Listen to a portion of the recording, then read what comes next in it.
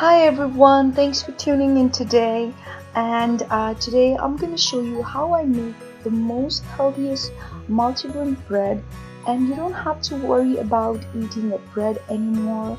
You won't feel guilty anymore because these breads are so amazing. We're going to use the most amazing ingredients that are actually good for your health and will help you to lose weight. Yes, that's right. And you can use this bread for a good sandwich. You can eat them with your toast and you're gonna love them. So without any further ado, let's start. So for the ingredient today, I'm gonna be using some multi-grains. I will use some flax seeds and some sesame seeds, and also I'm going to be using some chia seeds. You can use any grains that you have, but these grains are packed with omega-3 and it's very good for your health. And I will use pink salt. It actually helps you get the most out of sodium you need for your body and countering the negative effect of the sodium. So it's very good for your health. And then I'm also going to be using clarified butter, which is a pure form of butter. And if you want to know how to make this at home, you can go ahead and check my recipe. I have a video on how to make a clarified butter at home, so don't forget to go ahead and check that out. And also I'll be using coconut sugar instead of processed sugar. It's very good for your health and it tastes amazing. So I think it's always good to replace your sugar with something healthier like coconut sugar.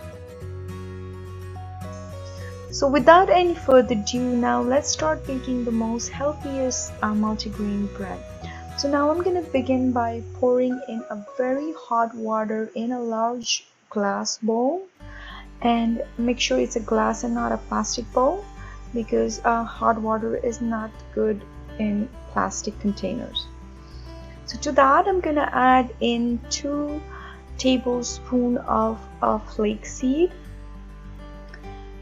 This will make sure that the flax seeds become nice and smooth. When you take a bite, you can feel the that it pops up, in your mouth. And I'm gonna add in 2 tablespoons of chia seed, and also I'm gonna add in 2 tablespoons of sesame seed. You can add any grains that you have or you like.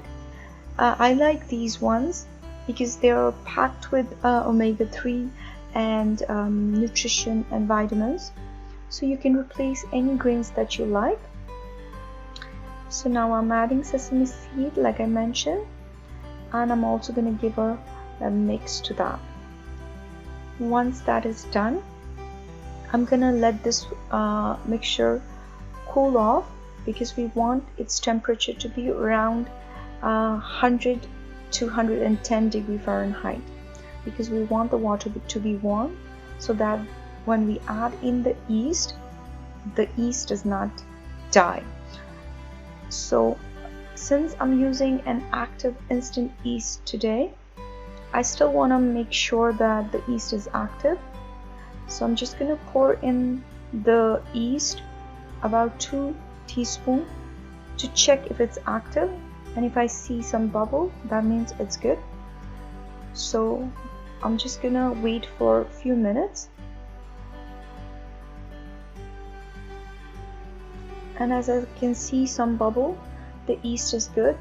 So to that I'm going to be using 2.5 cups of whole wheat flour. I bought this from Bulk Barn. It's a very good quality, unprocessed, unbleached, stoned, grounded flour. I'm not going to be putting 2.5 cups right now. I'm just going to be using 1 cup, and later I'll be adding to it. You could use any whole wheat flour that you have with you. So to that I'm going to be adding in 2 tablespoons of coconut sugar and give that a rough mix.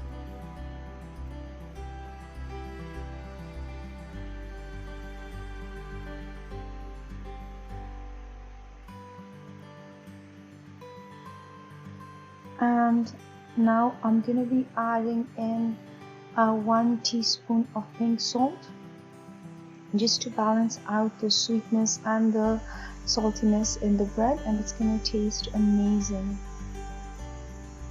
So I'm just gonna bring everything together, and now I'm gonna remove the whisk, and I will start kneading this dough with my hands. So I've washed my hands very well, so don't worry. I'm just gonna try to bring the dough together, because with the hands it's much easier and the bread becomes much softer. So since the dough is very loose, I'll still be adding in more flour as required.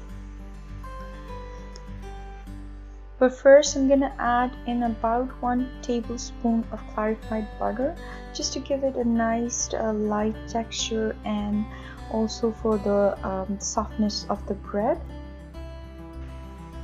So now I'm gonna add in more flour, about 1 cup, and start kneading the dough to make it nice and smooth with my hands.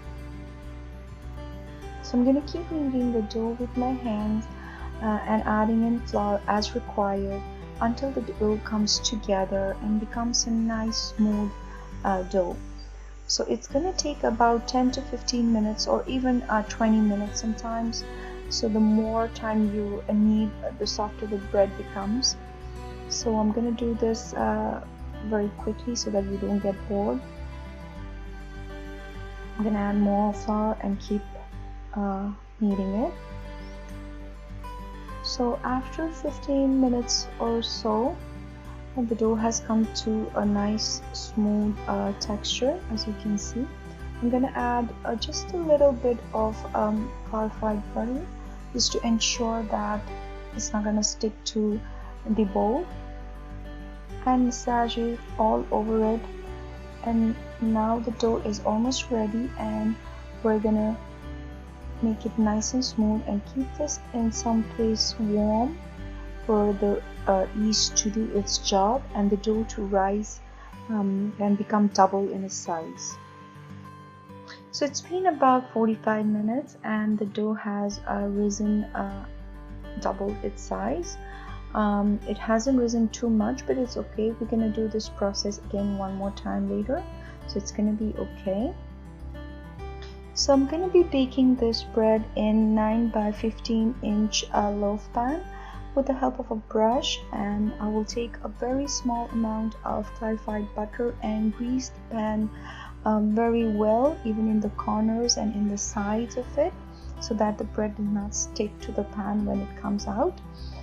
And I will take the dough and then try to shape the dough in a shape of a bread, and then place it in the loaf pan, and just try to shape it as much as possible like the shape of the loaf pan, and just roll it in your hands and shape it like a bread. So I'm gonna put this in the loaf pan and let it sit somewhere in a warm place for dough to rise again, and before we start baking the bread. So I'm going to leave this for about an hour or so. So the bread has been sitting for an hour or so now. As you can see, it has doubled and risen a lot,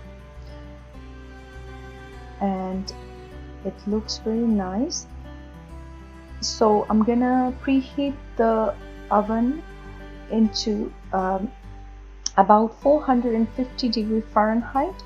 And once it is heated, I'm just going to put the bread in the center of the oven and let this bake between 10 to 15 minutes. And you can check again and see if it's nice and baked. If not, we're going to add an additional 2 to 3 minutes and wait for the bread to bake. So now I'm going to leave the bread and close the oven, and we're just gonna wait and see how it turns out in a while.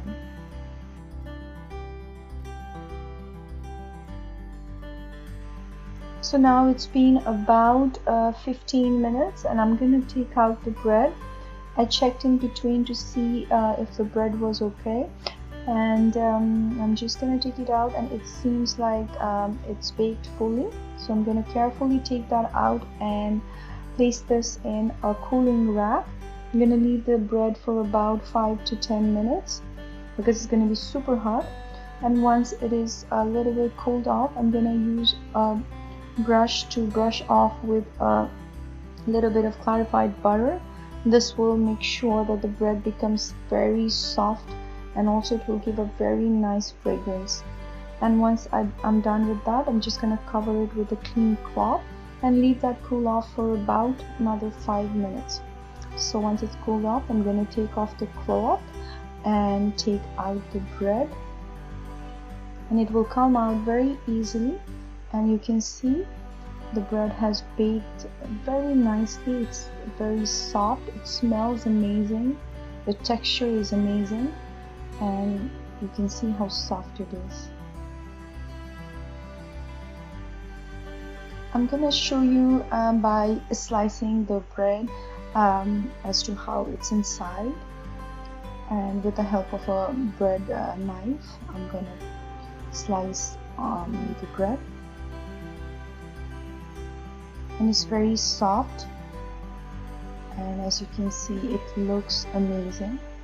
It's very healthy and it is amazing, and it tastes so good. So this is the most healthiest bread recipe, and if you like this recipe, please don't forget to give me a thumbs up, and please try this recipe. You can make this bread every day and use it on your day-to-day basis, and you don't have to feel guilty about eating bread anymore. Until then guys, thank you so much, and I will see you in the next video with a healthy recipe at home. Bye bye.